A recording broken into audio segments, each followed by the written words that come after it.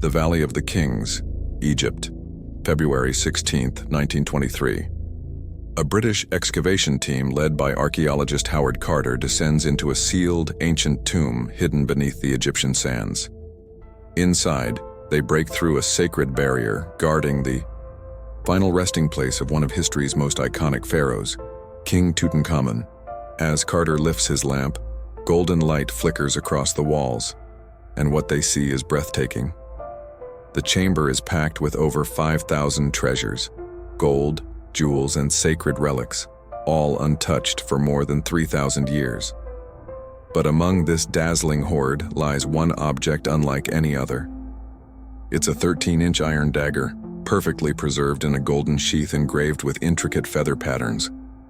This weapon wasn't tucked away in a corner. It was placed directly on the king's thigh, closer than almost any other item. A clue perhaps to its extraordinary significance. Tutankhamun reigned around 1330 BC, an era when iron was practically unknown in Egypt. The presence of an iron blade in the tomb was a mystery even to early archaeologists. Some believed it symbolized divine power, a tool gifted by the gods for King Tut's journey into the afterlife. According to ancient Egyptian belief, the sun god Ra journeyed through the underworld each night, battling demons and chaos before rising again. It was Tut's sacred duty to assist Ra in this nightly war, and this dagger was his weapon. But was this blade just symbolic, or did it possess real otherworldly power? Modern science finally uncovered the truth. Researchers discovered that this iron didn't come from Earth at all. The dagger was forged from meteoritic iron, material from a meteorite that crashed to Earth from outer space. To the ancient Egyptians, the sky was the realm of gods. A blade that literally fell from the heavens? To them, it wasn't just rare, it was divine. A cosmic gift. But there's more to this story. A darker layer. Shortly after the tomb's opening, Lord Carnarvon, the expedition's financier, died mysteriously from blood poisoning. Within a few years, 7 members of the team also died under strange circumstances. Many began to whisper about a curse, the curse of the pharaoh. Could it be that removing the dagger, meant to protect Tutankhamun for eternity, unleashed a terrible force? If you believe in curses, then this relic wasn't just ceremonial. It may have been the very anchor of the tomb's protective power, its removal disturbing a cosmic balance. And while the icy deserts of Antarctica lie far from the Egyptian sands, some claim a deeper mystery connects both. That Antarctica may also hold secrets of ancient civilizations touched by the stars. A curious formation emerging from the ice that some researchers believe could be a man-made pyramid. Recently, there have been a number of reports of pyramids, huge Great Pyramids in Antarctica.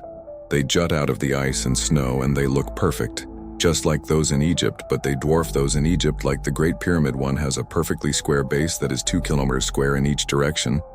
Is it possible, therefore, that our ancestors did actually reach the Antarctic continent and perhaps even settle there, a man-made pyramid beneath the Antarctic ice? If such an incredible notion is true, then it naturally begs some questions. How was such a massive structure built on Antarctica? When was it done and by whom? Antarctica, we have been told from the geologists, has been under ice for many millions of years. However, there is evidence that it could have been free of ice, certainly in certain areas, until perhaps 4000 BC. There are a large number of stories from Poesia of so-called culture heroes who reached the Antarctic continent. A French academic by the name of Error put together all of these different stories in a book titled Out of Antarctica. The Polynesian people's stories describe this strange land with these white rocks that come out of the water, which are icebergs and other creatures such as seals and penguins, and seem to describe an area that we now know as Antarctic. The Polynesian peoples believed this was the place of the ancestors, and they said, this is where we came from originally. Why did they believe this if this was untrue? Is it really possible that the coldest place on Earth was once warm enough to be inhabited by humans? Well, in 2017, German geologists collected core amples from deep within the frozen Antarctic seafloor in order to analyze what the continent's climate might have been like thousands of years ago. What they discovered was astonishing. In the case of that expedition in early 2017, we used a very special CFI, floor drill R that hasn't been used before in Antarctica. So when we used this special drill rig and the set cement came up, we saw immediately more than 60 different taxa of plants, similar to something that you would find in a rainforest in a temperature regime that was similar to what we today know from northern Italy. And finding that on the Antarctic continent, that was the most exciting thing because the climatic conditions doesn't today allow any vegetation to survive under those conditions. So based on that location and the environment we found, I think that the Antarctic continent and the secrets that still need to be recovered will tell us a lot about planet Earth.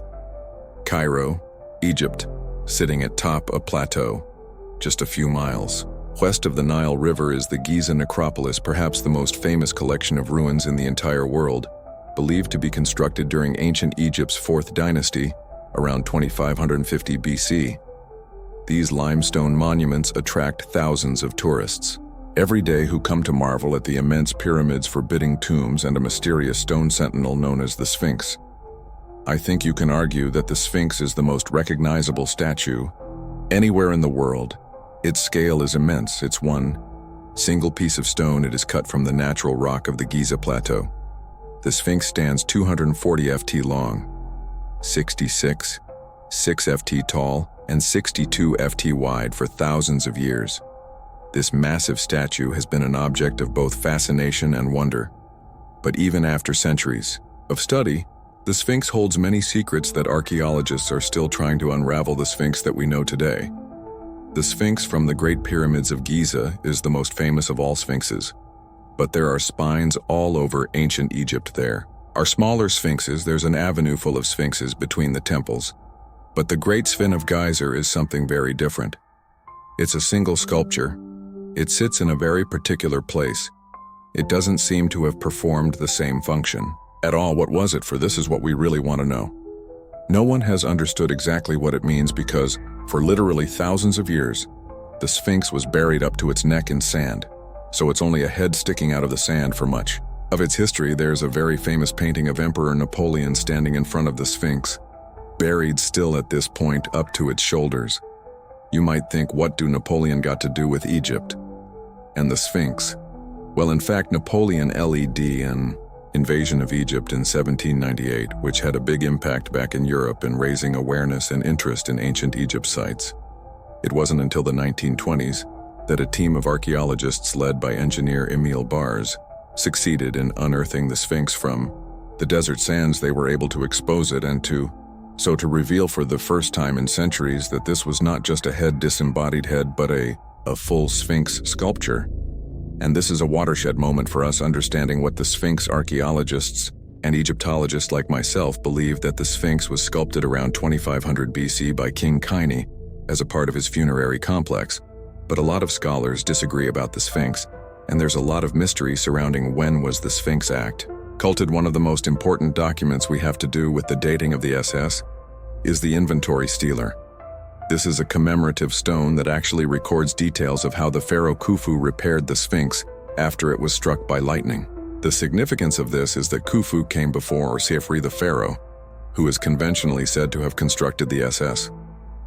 The inventory stela has an inscription that goes back to about 4,600 years ago, and that inscription says that this Sphinx is a much older structure that the Egyptians adopted and repaired and venerated based on the inscriptions on the inventory stela. There are some archaeologists who believe that the Sphinx is so ancient that it could predate any records in human history that are known to exist. And some researchers are convinced that physical evidence of the Sphinx's true age can be found on the structure itself.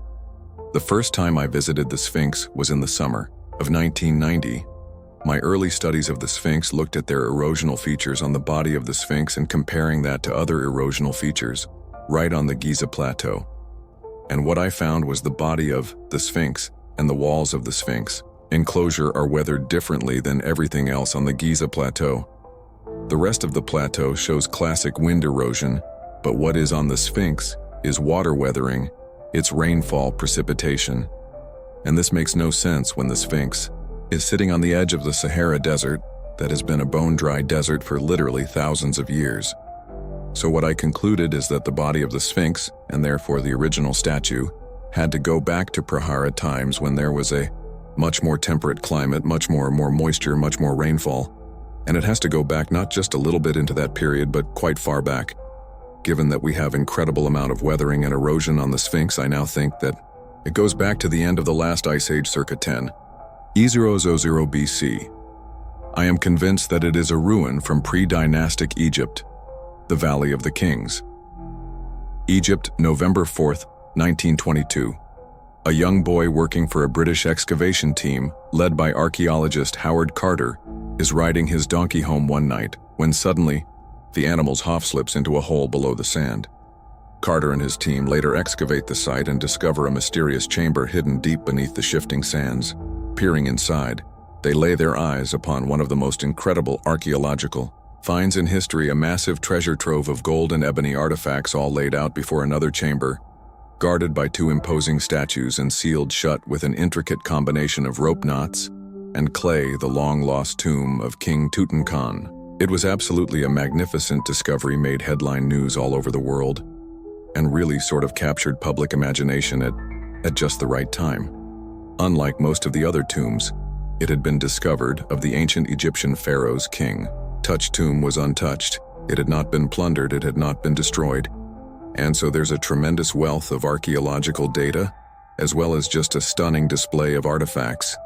After spending nearly 3 months cataloging the more than 5 Illyrian relics found within the tomb's antechamber on February 16, 1923, yet just after 2 hours in the afternoon, members of the press gathered to watch Howard Carter finally break the seal protecting King Tut's burial chamber, which had lay undisturbed for more than 300 years. Carter started excavation of the burial chamber within Tutankhamun's tomb, and he found the intact burial of Tutankhamun, which was contained essentially within 9 protective layers. The sarcophagus is very elaborate, has got gold, it's inlaid with precious stones, and there's several layers of it before you get down to the central layer, which is of course the mummy of King Tutankhamun himself. Once Carter began unwrapping the mummy of Tutankhamun and removed the funerary death mask and made his way through the different mummy bandages and the bundle itself, he was able to see the face of Tutankhamun, which hadn't been seen by any living person for nearly 500 years. So in a way, the opening of the tomb of Tutankhamun is a kind of a resurrection, because you see, if somebody in Egyptian belief is forgotten, if the name of him is not mentioned, people don't know about him. He dead in Egyptian terms, people. After the death, they only keep living as long as they are remembered. The discovery of King Tut's mummy launched an international media frenzy, making headlines in every major newspaper around the world. But Howard Carter and his team had barely begun enjoying their success when several strange things started happening to them. And that evening, Howard Carter is having his dinner, and hears a commotion in the next room, goes in, and his pet canary is being attacked inside its cage by a king cobra, now the king.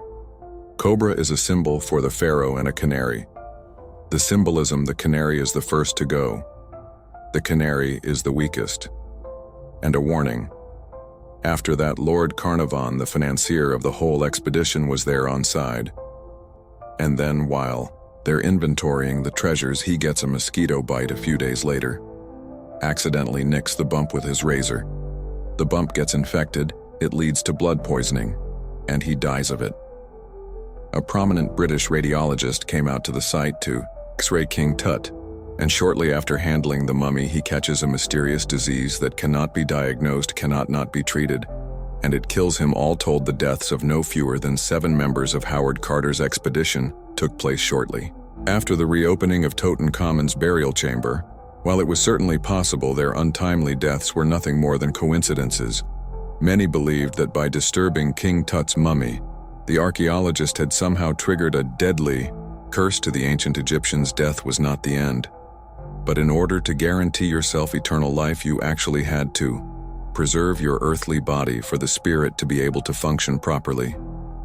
The idea of Aomi curse is to keep those people out of the tombs. The Egyptians said if you bothered these mummies, you would have a problem. And people who have discovered those tombs actually ended up dying weird ways. If that's not a curse, what would be?